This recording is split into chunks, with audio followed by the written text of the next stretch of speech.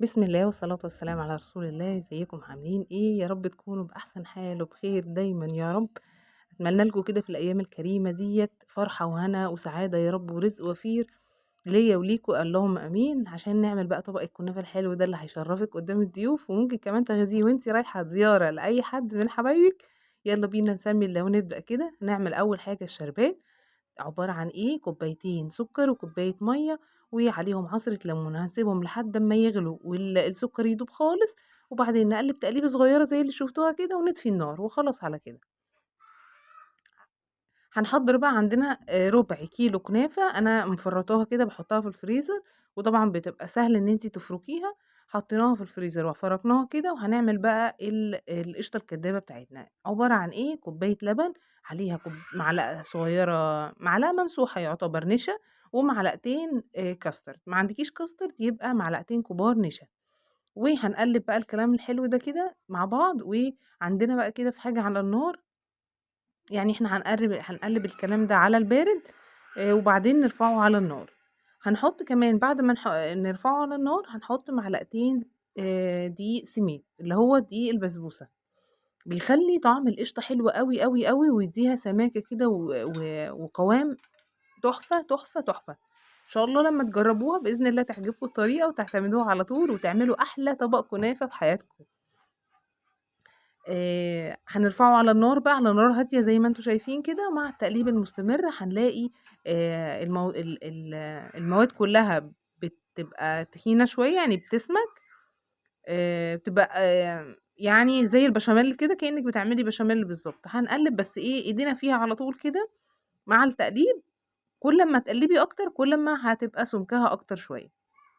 فهتوصلي للسمك اللي أنتِ عايزاه وتطفي النار وخلاص كده. أنا بعد ما هو كنت قلّبت بقى المواد دي وبدأت تتخن شوية، رُحت حاطة معلقتين الدقيق السامولينا زي ما قُلت لكم، اللي هو دقيق البسبوسة. هنقلّب بقى كل الكلام ده، وحطينا كمان معلقتين سُكّر، طبعًا أنا مش هاكتّر السُكّر عشان أنا هاسقي الكنافة بتاعتي بالشربات، ف مش عايزاها تبقى محلية أوي. هنا بقى أخدت الوش بتاع الحليب، عندِك بقى قشطة حُطّي، عندِك حبّة كريمة حُطّي، عندِك بقى القشطة العِلب اللي هي بتاعة الحلويات، تمام، حلو أوي، زوّدي زي ما أنتِ عايزة، كل ده بيفرق طبعًا في الطعم، ما عندكيش ما فيش مشكلة خالص، اعتمدي على الحليب الكاسترد والنشا وكده تمام أوي. ما عندكيش الكاسترد زي ما اتفقنا، هنستخدم معلقتين نشا مع معلقتين الدقيق السامولين. هنقلّب بقى كل الكلام ده كده هنرجع للكنافة بتاعتنا عشان إحنا عايزين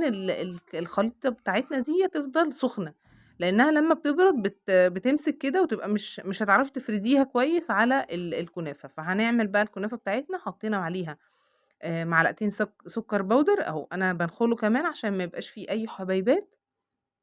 أنا عايزاه يبقى باودر ناعم خالص، وهافرُك السكر مع الكنافة كويس أوي لحد أمّا أحس إن الكنافة اتشرّبت من السكر كلّها.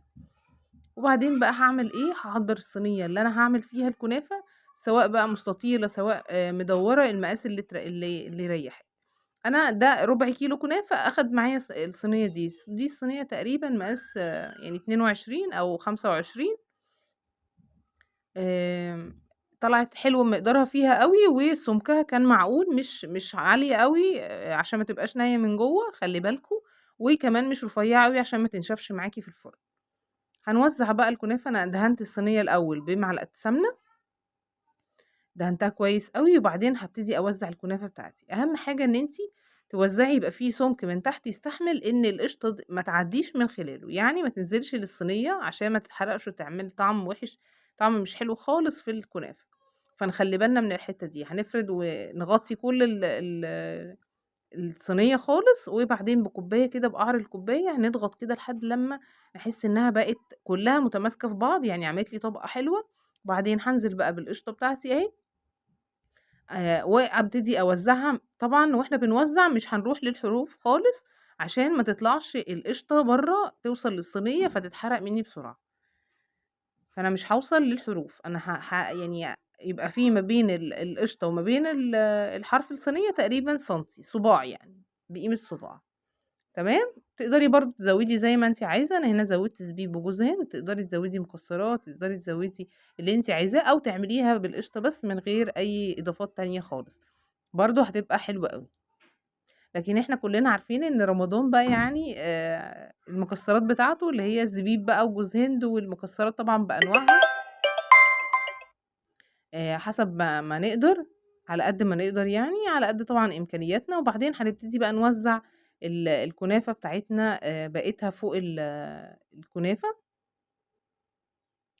نغطّي بقى القشطة خالص بالطبقة اللي إحنا عملناها، نحاول إن إحنا نغطّيها على قد ما نقدر، عشان برضه لمّا في الفرن نحطّها وتيجي تتحمّر من فوق، يعني الشواية ما تلسعهاش تتحرق وتبقى طعمها برضه مش لذيذ.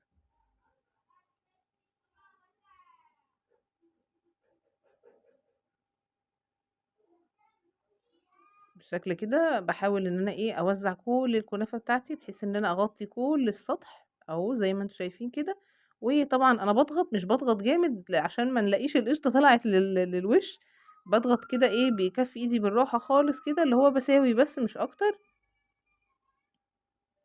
وأنا كنت مولّعة الفرن بتاعي يسخن، وبعدين هدّيت النار وهاحط الصينية على الشبكة من فوق، يعني في النُص، مش هاخلّيها من تحت عشان ما تتحرقش من تحت خالص، و في النُص كده بعد ما بتستوي من تحت كويس، طبعًا الحروف بتبان إن هي مستوية، بتلاقيها فرقِت عن الصينية، و بتعرفي إن كده القعر خلاص استوى، بنعمل إيه بقى، بنطفي الفرن ونخلّي يعني نخلّي سخونية الفرن نفسها هي اللي تحمّر لي الوش أهو شُفتوا زي ما أنا عملت كده، وطبعًا هنحط السمنة من على الوش زي ما أنا عملت كده بالمعلقة ونغطّي السطح خالص، وطبعًا الكنافة ما بتحلاش من غير السمنة البلدي أو السمنة الفلاحي. وبعدين أول ما تطلع بقى عندي الشربات بارد والكنافة سخنة، أول ما تطلع من الفرن أنا هاحط الشربات بتاعي، وبعدين هاسيبها دقيقتين 3 كده لحد ما الشربات يسقط من تحت خالص، يعني تتشرب من لحد تحت، وأقلبها بقى في الطبق اللي أنا هاقدّم فيه. هي لسه سخنة، يعني هي ما بردتش، بُصّوا يعني هتلاقوها أهي بتطلّع دخان لسه سخنة، أنا قلبتها كده عشان الشربات يرجع ينزل لي تاني، فتبقى كلّها مسقية بدرجة واحدة، ما الاقيش القعر من تحت مسقي أوي، يعني محلّي أوي، ومن فوق ناشفة وما فيهاش عسل. وطبعًا الزواق بقى في الآخر كده زي ما أنتم عايزين، هنا أنا كنت مزوّقاها هنا بالفستق الكدّاب اللي هو السوداني وعليه البودر اللون الأخضر. باحب أستعمل البودر مش السايل، عشان السايل باضطر إن أنا أحط السوداني تاني في الفرن عشان ينشف، فباخاف إن هو يتحرق منّي، فباستعمل اللون البودر حلو أوي، ويا دوب بس باطحن السوداني وباحط معاه البودر بيبقى بيدّيني نفس لون الفستق كده، وبألف هنا وشفا على قلوبكم يا رب تعملوها وتجربوها كده وتعجبكم، وما تنسوش اللايك والشير وكومنت حلو منكم يفرحني ويخلّيني أكمّل. وأتمنى لكم كل سعادة وهنا يا رب، وإن شاء الله تجربوها وتعجبكم وتقولوا لي رأيكم في الكومنتات. بُصّوا بقى أمّا طلعت، شايفين بقى بُصّوا السُمك والقشط من جوّه، مش عايزة أقول لكم حاجة حلوة أوي، أوي، أوي، تحفة. إن شاء الله تجربوها وتعجبكم، وكل سنة وأنتم طيبين، والسلام عليكم ورحمة الله وبركاته.